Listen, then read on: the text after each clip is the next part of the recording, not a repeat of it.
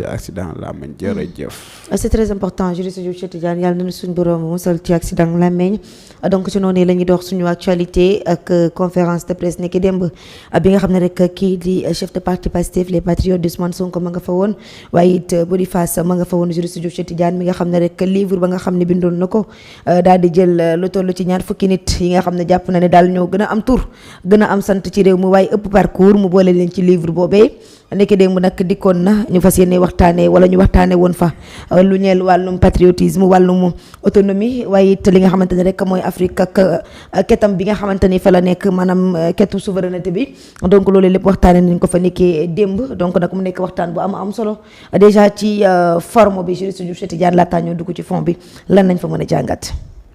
musée des civilisations noires. foofu la mbir yi amee woon démb. nga gis ministre de la culture mu nga fa woon toog. oui Amadou Ba monsieur Amadou Ba. mais aussi yaa ngi gis wetam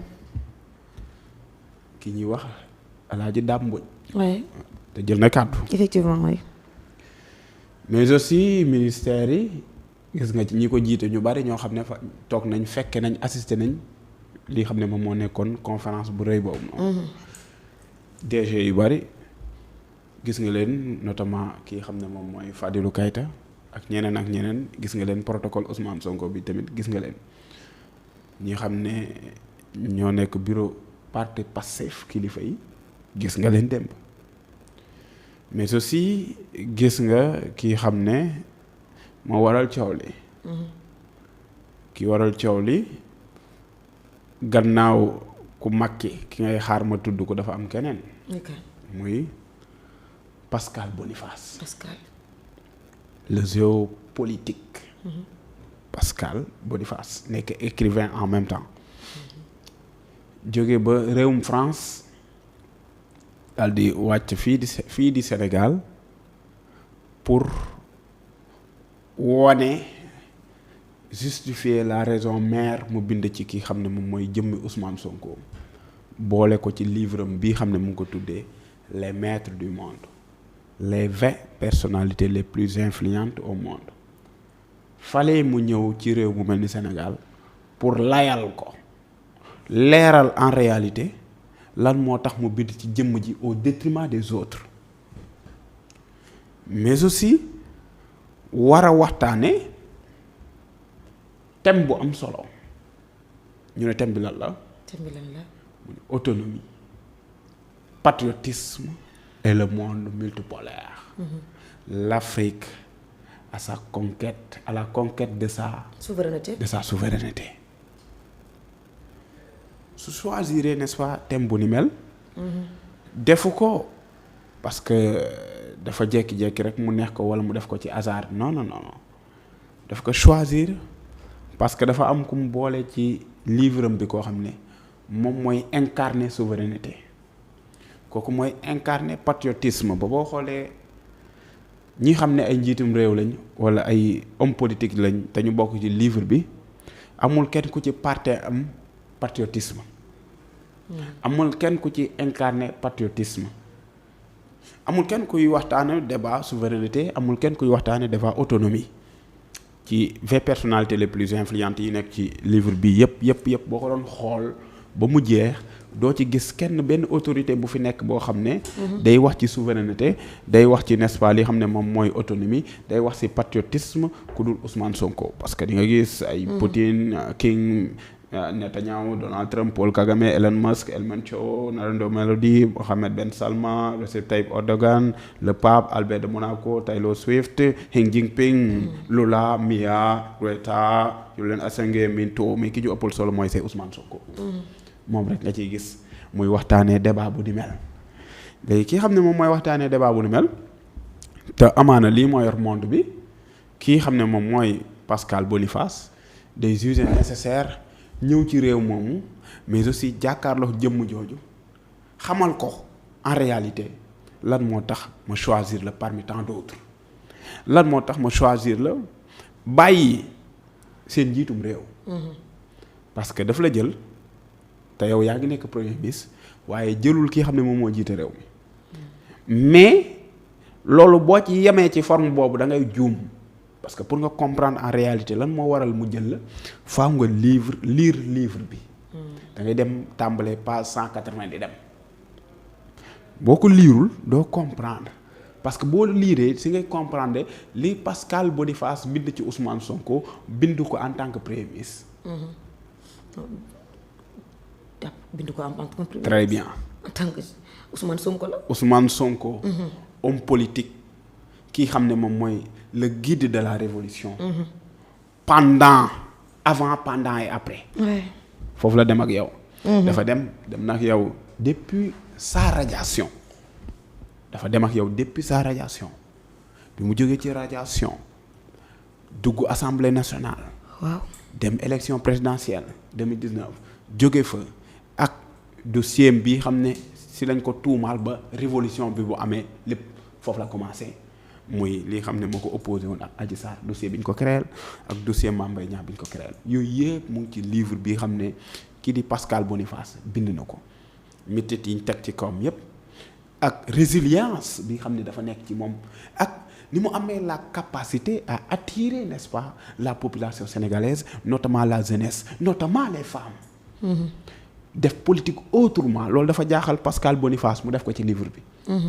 politique autrement parce que selon Pascal Boniface. mu ngi lay xamal ne la Ousmane Sonko dafa nekk dama la koy indil dafa nekk n'est-ce pas le tribun qui change les règles du jeu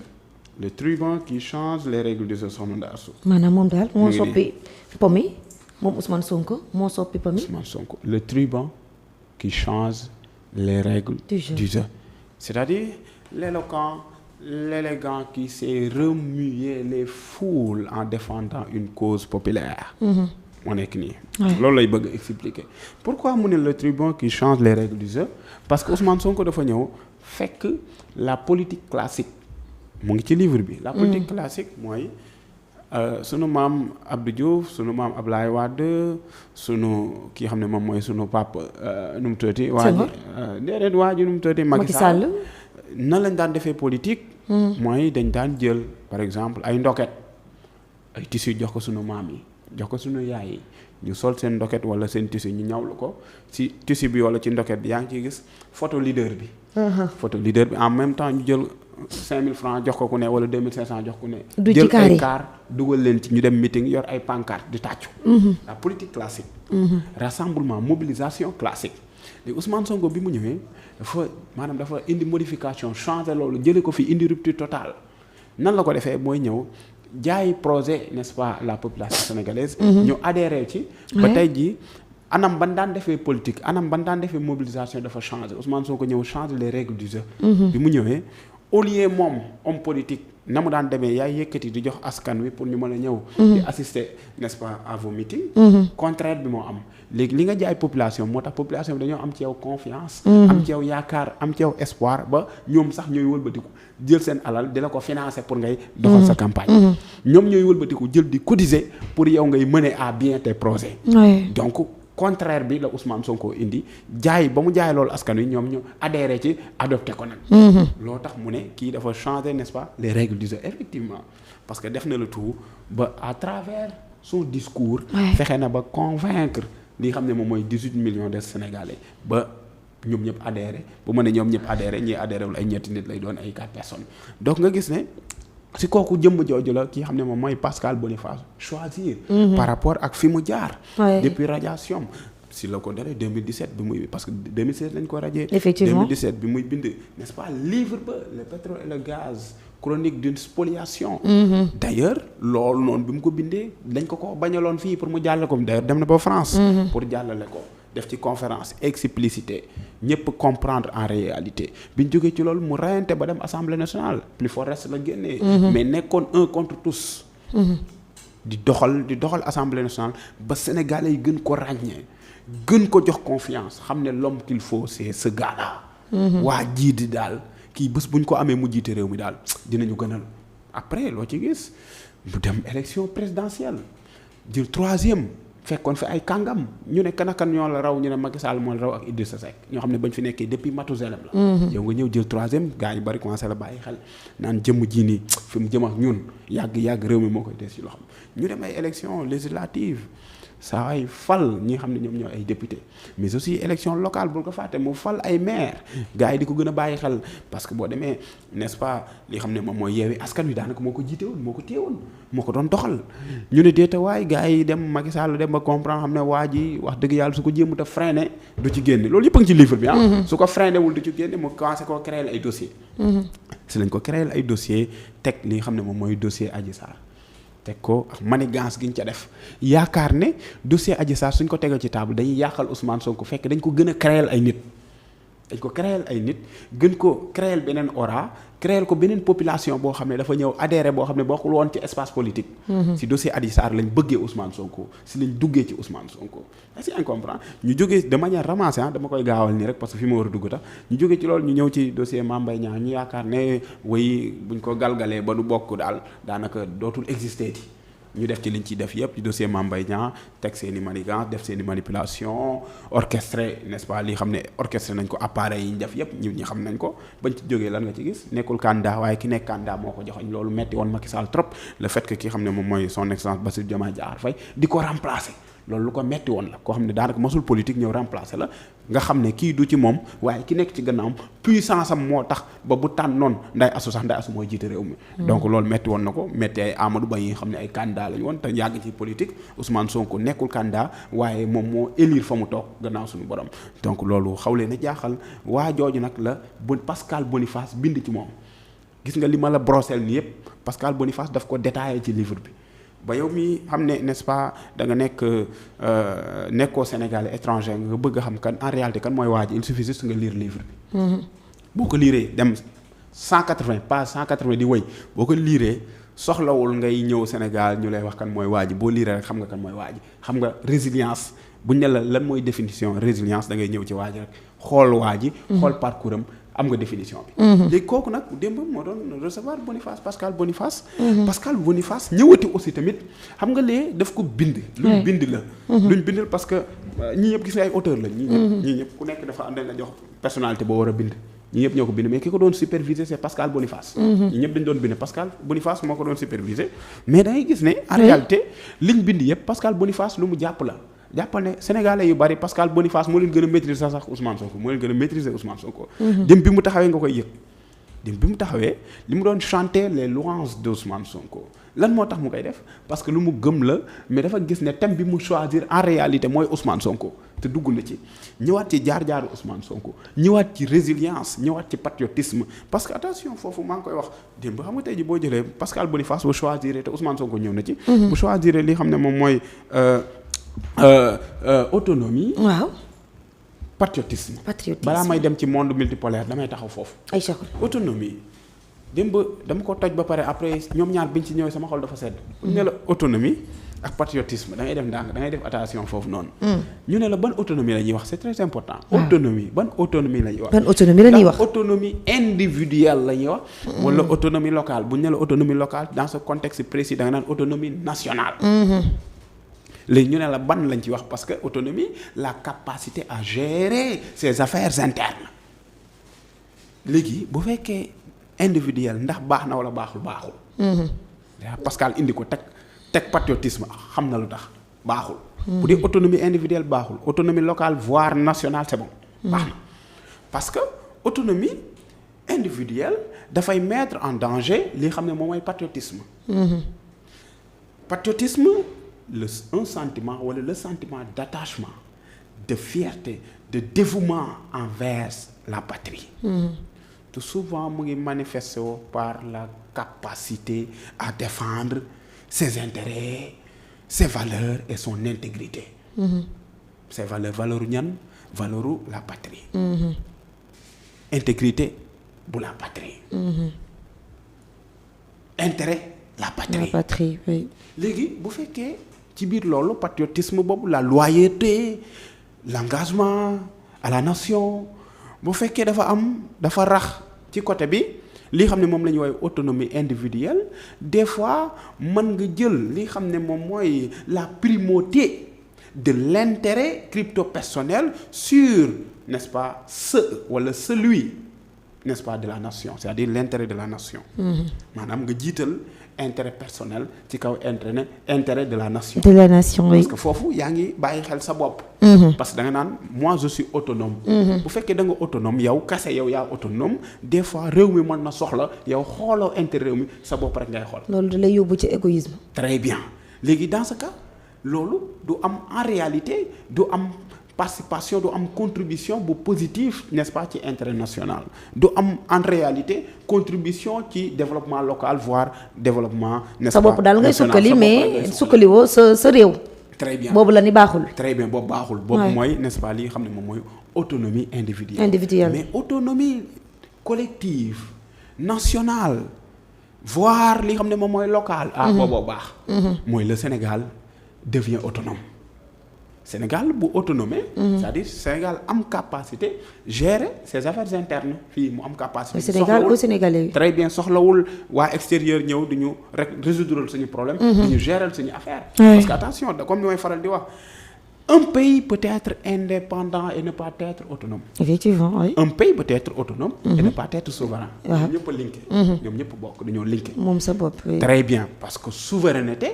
li nga ci njëkk jàpp avant ay souveraineté n'est-ce pas alimentaire souveraineté mënal sa bopp lii attention souveraineté bi njëkk première définition bi c'est-à-dire le pouvoir extrême et absolu d'un État pouvoir extrême et absolu d'un État bu moom boppam État en tant que tel si côté sécurité et tout ça nga moom sa bopp moo tax ñu ne le pouvoir extrême et absolu d'un État boo ko tax indépendance.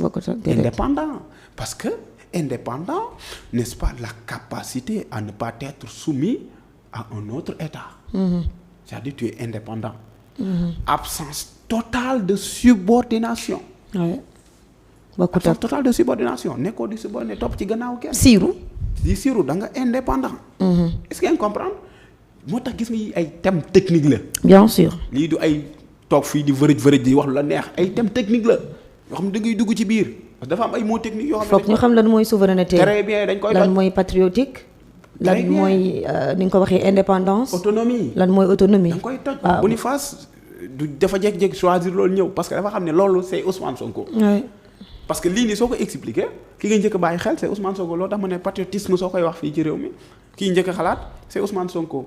te pourtant patriotisme ñun ñëpp ñoo ko bokk ndaw yaakaar na ne ñun ñëpp gëm suñu réew ñun ñëpp pare pour défendre nos valeurs ñun ñëpp pare pour défendre nos intérêts et notre intégrité loolu yaakaar nañ loolu mais ki ngay njëkk a xalaat c'est Ousmane Sonko pourquoi à chaque fois suñuy wax patriotisme pourquoi à chaque fois suñuy wax souveraineté ci Sénégal pourquoi à chaque fois suñuy wax ci autonomie xel yëpp ci discours Ousmane Sonko la jëm parce que panafricain la te moo ñu gën a gëm loolu te xam nga est-ce que xam nga ne patriotisme da ngay gis ñu bari naan laa mooy ku bëgg réewam déedéet du bëgg sa réew rek de avoir la capacité à défendre ses intérêts ses valeurs et son intégrité Ousmane Sonko risque yi mu jël yépp parce que dafa am la capacité dafa am la volonté de défendre n'est-ce pas les intérêts de son peuple les valeurs de son peuple d'ailleurs vouloir défendre kon nekk patriote du ci gëm naa projet rek. non nekkul loolu de. vouloir défendre les intérêts de son peuple moo waral mu taxaw défier des autorités étrangères.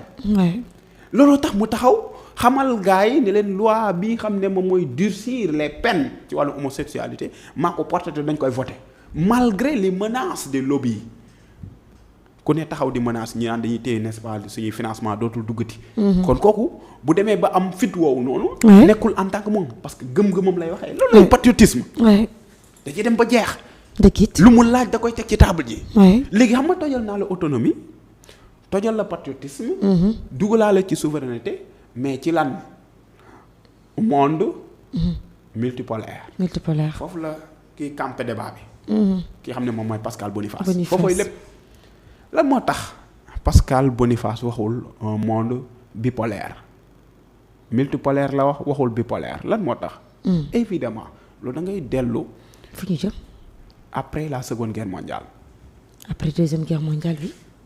gis ne après la seconde guerre mondiale. deux superpuissances s'autoproclamaient vainqueurs de cette guerre.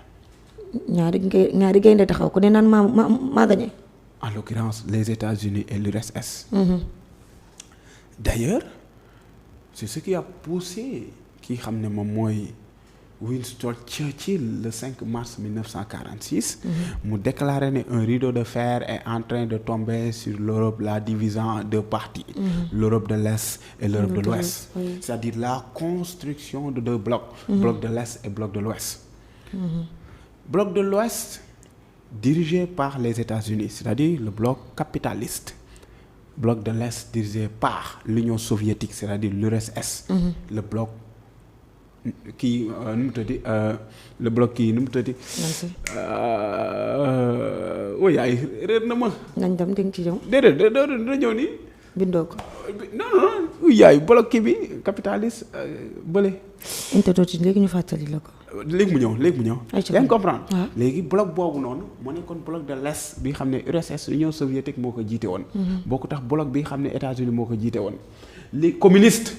ah guerre froide lii depuis 2015 la woon li may wax nii depuis 2015 bloc communiste. bloc communiste moo nekkoon bloc de l'Est bi États-Unis dirigé woon donc nga gis ne. loolu d'ailleurs moo indi woon guerre yi après parce que gis nga li may fàttaliku depuis 2015 laa ko jàngoon léegi kii xam ne en 1948. 49 d'ailleurs loolu moo indi woon blocus de Berlin. blocus de Berlin 48 49. lii fa la mbiri foofu la tàmbalee 48 49. donc kon histoire lañ doon waxtaanee. très bien 1961 moo indi woon par exemple li xam ne moom moo nekkoon construction mur de Berlin. est-ce que vous comprenez? Mais aussi jàppal ne li xam ne moom mooy 61. 62 du moins guerre de Cuba. les guerres de Cuba après am nga guerre de Corée Vietnam. yaa ngi comprendre mais dafa am loo xam ne moo explosé n'est-ce pas monde bipolaire bi.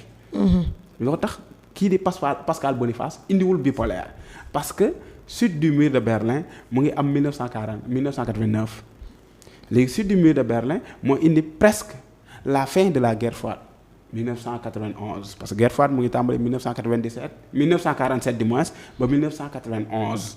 léegi suite boobu noonu bi mu amee. monde bi ci boppam pays bu nekk dafa jàpp ne moom jamono jii moom moo war a téye monde bi. parce que bu ñu ne monde bipolaire deux superpuissances ñoo tax ñuy wax. est-ce que vous comprenez? deux superpuissances mu nekkoon guerre indirecte guerre idéologique guerre indirecte parce que ku nekk da nga amoon say alliés. États-Unis dafa amoon ay alliés URSS amoon ay alliés. léegi alliés yi daanaka ñoo doon songoo seen biir mu nekkoon guerre idéologique guerre indirecte mais. après da ngay gis ne États-Unis moo jël ndam li ci kaw URSS. Union soviétique. léegi après États-Unis moo dominé monde bi. parce que moom mu ngi am bombe atomique am parce que guerre bi yëpp ay bombe atomique la mu ngi am bombe atomique am li xam ne mooy 1945. États-Unis si la am bombe atomique am. URSS l'Union soviétique dafa bëggoon am bosam. loolu bokkoon na ci guerre yi mais mu ngi ko mujjee am 49. 1949 la ko mujjee am léegi ñu xam ne deux yi ñooy les deux superpuissances ñoo fi ëpp doole ci monde bi mais après yeneen pays dañu taxaw comme ay Chine comme ay réewum France comme ay Allemagne. ku nekk bëgg a taxaw ne waaw duñ nangu États-Unis duñ nangu URSS ñu yore monde bi dominer monde bi ñu nit dañuy def ay jéego. d'ailleurs loolu dafa rogalaat ba 2009. 2009. d'accord. avant 2009 2001 xam nga 2001 la njëkk initié BRIC. Brésil Russie. Inde Chine. ay puissances yu booloo depuis 2001 mais en réalité teguwul 2001 mu ngi tegu en 2009. 2009 lañ créé BRIC. Brésil. Russie. Inde. Chine. ñu dem ba 2010. si la South Africa dugg. muy BRICS les BRICS les pays du BRICS. si la Afrique du Sud dugg. lan moo tax ñu def loolu parce que bëgguñu woon accepter la domination de l'Occident. d'accord. parce que monde bi dafa amoon ñu ko dominer boo xoolee ci wàllum économie. États-Unis rek nga daan dégg mais léegi da ngay dégg ay Chine. dégg yeneen réew yu bëree bëri dégg ay Allemagne dégg ay Japon parce que loolu moo waral ñaan léegi monde bi dafa nekk un monde multipolaire. kenn mënul kenn ëppul kenn doole. léegi loo tax ñu naan wax ñu lay wax léegi. le monde est un village planétaire. L'interdépendance des pays l'interconnexion des pays moo tax ñu lay wax globalisation maanaam mondialisation. oui. looloo waral yow réew bu mel ni États-Unis am na loo xam ne bëgg na ko ci wàllum pétrole amu ko détroit d'Ormuz bi ñu ko tëjee dañoo am problème. kan moo am capacité bi Iran. léegi yow étant pays boo xam ne da nga amoon puissance bu énorme léegi yow da ngay dem ba da ngay dépendre ci yeneen pays. te di ñaan péage. très bien te bu njëkkoon ñoom ñoo yoroon puissance yëpp. moo tax ñu doon wax monde bipolaire moom ak URSS. hégémonie bi mu amoon parce que après bi mu jeexee moom hégémonie c'est-à-dire moom kese moo yoroon adduna bi. moom États-Unis léegi mbir yi demeetul noonu. maanaam mbir yi dafa changé. léegi réew yëpp a soxlante. d'accord. mais ku nekk day jaay moo xam ci wàllum armement moo xam ci wàllum économie moo xam ci leneen ak leneen ku nekk day bëgg wane ne man la ku nekk dafay jóg dafay am genèse. yaa ngi comprendre bëgg demal boppam. très bien léegi ñu ne la face à ce monde. taxawaayu Sénégal ban taxawaayu réew moo xam ne dafa am patriotisme dañ ko fay dund ak autonomie voire souveraineté taxawaay boobu noonu nan la war a mën a méngool face à un monde multipolaire. suñu taxawaay face au monde. waaw multipolaire. ñun ban taxawaay lañ ci war a am. loolu tax Ousmane Sonko dugg ak yow fa mu dugg ak yow démb. d'accord. xamal àdduna bi. carrément ñëw ci par rapport ak monde multipolaire bi gannaaw bi mu duggee ci yi ma la expliqué sànq ci lan mooy li xam ne mooy autonomie lan mooy li xam ne mooy patriotisme souveraineté mais bàyyi xel monde multipolaire léegi monde multipolaire boobu dafa am ku fi nekk di jéem a jaay doole ku tudd Donald J. Trump moo tax Ousmane Sonko daf fi moom la focus démb lu bari ku fi nekk di jéem a jaay doole muy Donald J. Trump nga xam ne guerre bi am ci diggante Israël ak Iran te moom jamono ji mu bëgg a dellu gannaaw moom Donald Trump te dellu na gannaaw parce que si ñeneen cessez-le-feu fi mu ne nii fa la toll bay xool sax nan la États-Unis di jàppale Iran ci wàllum reconstruction foofu la toll fi mu ne nii maanaam mu ngi dellu gannaaw jamono ji ba Iran teg 10 points yoo xam ne bu ñu ko respecté ñoom pare nañ pour arrêter guerre bi yaa ngi comprendre léegi monde boo xam ne dictat moo fi am ñu ne la Donald J. Trump moo fi taxaw di jaay doole di wane ne ku yëngu problème bu am ci réewum jàmm réew mu souverain réew mu autonome mu ne moom mooy taxaw attaqué la te teg ko fen di violer le droit international te teg ko fen léegi kooku la Ousmane Sonko xamal kaare ñëpp ne Donald Trump n'est pas un homme de paix du nitu jàmm. un homme de déstabilisation du monde la. loolu def tolle. day perturber. loolu def tolle nag tey kuy wax ci loolu ngay wax. parce que da nga naan woy Ousmane Sonko ay gros mots la wax ki xam ne parce que psychologiquement Donald Trump fexe na ba réussir benn mbir. mooy Donald Trump def na la tout ba njiiti réew yu bari ci àdduna bi ragal ko. jàppee ko demi-dieu. waaw psychologiquement fexe na def na la tout ba gars yi bari ragal ko. est-ce que comprendre def na la tout maanaam am na lu moo xam ne ancré na ko ci bopp président yu bëree bëri ba ñu ragal ko parce que tey jii turu Donald J. Trump soo ko déggee rek am na ñoo xam ne li ñuy njëkk a def mooy dañuy bàyyi xel ne kii yi tem mu attaqué ma wala tem mu am rôle bu mu joué ba économiquement parlant ñun dootuñu doxleeti ñu bari ragal ko léegi si beneen côté bi faaw nga am ay bañkat moo tax gis nga Pascal li mu def da koo xam. boo ñëwee ci livre bi dafa am ay parti da ngay gis les hors la loi xoolal ci kaw les hors la loi. les hors la loi. mooy nappekat yi. ñi xam ne respecté wu ñu yoon. Poutine fa la nekk. Donald Trump fa la ne. Kim fa la ne.